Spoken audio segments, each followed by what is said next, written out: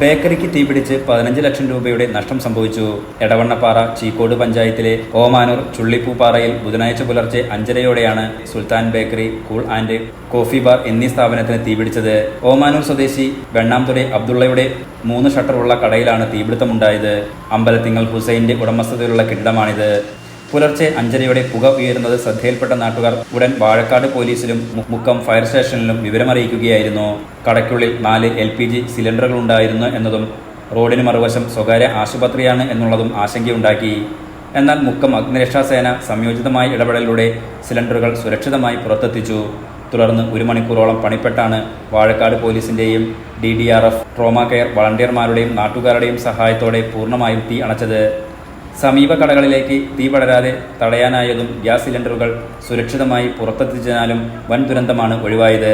Station officer M. Abdul ഗഫൂറിന്റെ നേതൃത്വത്തിൽ Mukkam അഗ്നിരക്ഷാസേനയുടെ 3 unit പ്രവർത്തിച്ചാണ് തീ പൂർണ്ണമായും അണച്ചത്. ഏകദേശം 15 ലക്ഷം രൂപയുടെ നഷ്ടമുണ്ടായെന്നാണ് പ്രാഥമിക വിലയിരുത്തൽ.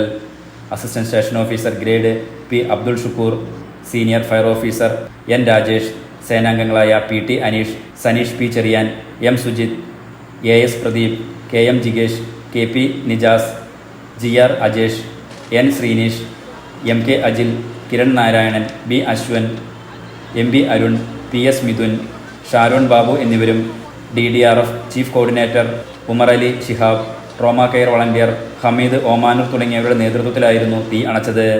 Enlight news, Mukkam.